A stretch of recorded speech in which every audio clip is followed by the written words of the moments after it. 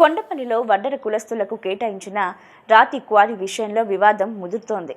ఈ నేపథ్యంలో జరిగిన మీడియా సమావేశంలో ప్రముఖ పారిశ్రామికవేత్త కోగంటి సత్యం తీవ్ర ఆరోపణలు చేశారు. ప్రభుత్వ నిబంధనల ప్రకారం క్వారీని వడ్డెర కులస్తుల సొసైటీకి కేటాయించి 4 లక్షల డిపాజిట్ కూడా చెల్లించినప్పటికీ శ్రీధర్ అనే వ్యక్తి ఆలస్యంగా డిపాజిట్ చెల్లించి అదే క్వారీ తనకు కేటాయించాలని ఒత్తిడి చేస్తున్నాడని ఆయన ఆరోపించారు. దీనివల్ల బలహీన వర్గాలకు చెందిన వడ్డెర కులస్తులు కార్యాలయాల చుట్టూ తిరుగుతూ ఇబ్బందులు పడుతున్నారని తెలిపారు. మైలవరం నియోజకవర్గంలో వడ్డేరల పరిస్థితి దేవుడు వరమిచ్చినా పూజారి వరమివ్వలేదు అన్నట్లుగా తయారైందని కోగంటి సత్యం వ్యాఖ్యానించారు. ప్రభుత్వ అధికారుల పరిస్థితి తెలిసినా పట్టించుకోకపోవడం, స్థానిక ఎమ్మెల్యే మౌనం వెనుక ఉన్న కారణాలు అర్థం కాక వడ్డేరులు అయోమయంలో ఉన్నారని చెప్పారు. ఈ పరిస్థితిలో వారికి ఆర్థికంగా అండగా నిలుస్తామని హామీ ఇచ్చారు. వడ్డేరల అభివృద్ధి కోసం సీఎం చంద్రబాబు నాయుడు రాతి మట్టి క్వారీల్లో 15% రిజర్వేషన్లు కల్పించేందుకు కృషి చేస్తున్నారని, దీనికి కేబినెట్ ఆమోదం కూడా లభించిందని తెలిపారు. అయితే ఆ నిర్ణయం ఇంకా అమల్లోకి రాకపోవడంతో మధ్యలో కొంతమంది స్వార్థపరులు అడ్డంకులు సృష్టిస్తున్నారని విమర్శించారు. కొండపల్లి అటవీ ప్రాంతంలోని సర్వే నెంబర్ 26/2లో 5 హెక్టార్ల క్వారీని మారుతి రామ క్వారీ కార్మికుల సొసైటీకి కేటాయించినప్పటికీ శ్రీధర్ అనే వ్యక్తి తమ పనులను అడ్డుకుంటున్నారని సభ్యులు ఆవేదన వ్యక్తం చేశారు. లారీలను నిలిపివేయడం, పనులు చేయనీకపోవడం వంటి చర్యలకు పాల్పడుతున్నారని వారు ఆరోపించారు. ఈ విషయమై స్థానిక ఎమ్మెల్యే, మంత్రులు, వడ్డేర కార్పొరేషన్ చైర్మన్ మల్లె ఈశ్వర్ను కలిసి విన్నవించుకున్న ఫలితం లేకపోయిందన్నారు. ఇక పోలీసులను ఆశ్రయించినప్పటికీ మొదటి హామీ ఇచ్చి అధికారులు తరువాత స్పందించలేదని కార్మికులు చెబుతున్నారు. వాళ్ళు మరి కలెక్టర్ గారిని కలిశారు, ఎమ్మెల్యే గారిని కలిశారు, మరి ఇదే శ్రీధర్ గారిని కలిశారు, మరి ఎమ్మెల్యే గారు బామ్మర్ది అయినట్టు పోలీసులను కలిశారు. అవి వదిలేసేయండి, మీరు ఇంకేదైనా చూసుకోండి అని చెప్పేసి చెప్పడం జరిగింది.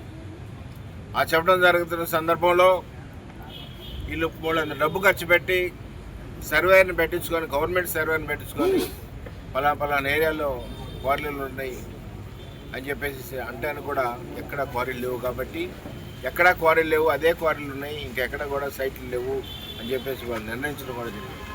అంతే కదండి, నిర్ణయించడం కూడా జరిగింది. ఆ సందర్భంలో మళ్ళీ మా క్వారీలే మాకు కావాలని చెప్పే ఉద్దేశంతో అక్కడికి వెళ్ళి అడ్డం పడితే పోలీసు వారు వచ్చి, అలానే మైనింగ్ వారు వచ్చి ఎమ్మెల్యే గారు చెప్పినట్టు వింటారా వినండి, లేకపోతే మిమ్మల్ని ఈ డోజర్లు ఈ లారీలతో తగ్గించేస్తామని చెప్పి బెదిరించడం కూడా జరిగింది.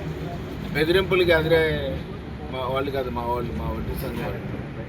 కాబట్టి ఇప్పటికైనా బుద్ధి తెచ్చుకొని, వాళ్ళు తెలుగుదేశం వాళ్ళు, నువ్వు తెలుగుదేశంలోకి వచ్చావు కాబట్టి తెలుగుదేశం అని చెప్పేసి భావించుకుంటూ వాళ్ళ క్వారీలు వాళ్ళకి ఇప్పించవలసిందిగా నేను కోరుతున్నాను. అంతేకాదు, మీరు కనుక వాళ్ళ క్వారీలు వాళ్ళకి ఇవ్వకపోతే వాళ్ళందరూ కూడా చెప్తున్నారు, రేపొద్దున పాయిజన్ బాటిల్స్ తోటి వెళ్తాము, మా క్వారీలు మాకు రాకపోతే ఇక మా బ్రతికేందుకు, మేము వడ్డీరాళ్ళం, మేము బతికేదే దాని మీద, అక్కడే తాగి చచ్చిపోతామని చెప్పేసి కూడా వాళ్ళందరూ చూడటం జరిగింది.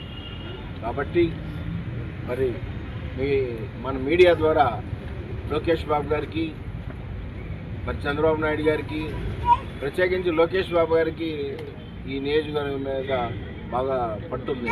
ఎందుకంటే అప్పుడప్పుడు చూసి వెళ్తున్నారు కాబట్టి, ప్రత్యేకించి లోకేష్ బాబు గారికి, మరి చంద్రబాబు నాయుడు గారికి, పవన్ కళ్యాణ్ గారికి కూడా మనవి చేసుకుంటాం. మేమందరి తరపు నుంచి కూడా నేను కూడా మనవి చేస్తున్నాను. మీరు ఇప్పటికైనా సరే కలెక్ట్ చేసుకొని ఈ పేపర్లు చూడండి, ఎవరి పేరు మీద ఉన్నాయంటే మీ పేరు మీద ఉన్నాయి కరెక్ట్ అని చెప్పేసి పోలీసు వారు, మైనింగ్ వారు కూడా వీళ్ళందరూ కూడా చెప్పడం జరిగింది. మీ పేరు మీద ఉన్నాయి, కానీ ఎమ్మెల్యే ఆధ్వర్యంలో మేమేం చేయగలిగినే లేదు, ఎమ్మెల్యే గారు ఏం చెప్తే అదే మేము చేయగలం కానీ అని చెప్పేసి చెప్పడం జరిగింది. కాబట్టి రేపొద్దున మరి ఇవాళ కూడా మొన్న అడ్డం పడితే మన వెళ్ళి మన సొసైటీ వాళ్ళు వెళ్ళి అడ్డం పడితే ఆఫ్ చేయడం జరిగింది. మళ్ళీ ఈరోజు పొద్దున్న నుంచి మళ్ళీ తవ్వుతున్నారంటే రేపొద్దున నుంచి మళ్ళీ ఈ ఉద్యమం ఉధృతంగా చేయాల్సిన అవసరం మనకు ఉందని చెప్పేసి మన 153 కుటుంబాలకు, మన కుటుంబాలు అన్నిటికీ కూడా 175 కుటుంబాలు కూడా తెలియజేస్తాం. 175 కుటుంబాలు కూడా రేపొద్దున వెళ్ళి అక్కడ కూర్చున్నాం, అక్కడే వంట పెట్టుకున్నాం, మన క్వారీలు మనం సాధించుకునే వారికి ఇలాంటి ఎమ్మెల్యేలు కాదు, ఎవరు వచ్చినా సరే, ఏ ఆఫీసులు వచ్చినా సరే ఎదుర్కొనడానికి మనకు కాగితాలు ఉన్నాయి, రికార్డు ఉంది మనకి. కాబట్టి నేను ఎప్పుడు కూడా మీ అందరూ ఉంటానని చెప్పేసి నేను మాట్లాడుతూ, మరి సొసైటీకి న్యాయం జరగాలని చెప్పేసి గవర్నమెంట్ వారిని ఈ గందరగోళం జరగకముందే గవర్నమెంట్ వారు వాళ్ళ క్వారీలు వాళ్ళకి అప్పచెప్పాల్సిందిగా కోరుకుంటూ మరి ఈ యూనియన్ తరపు నుంచి యూనియన్గా బాధ్యతలు నేను తీసుకుంటున్నట్టుగా నేను మీ అందరూ కూడా మనవి చేస్తున్నాను.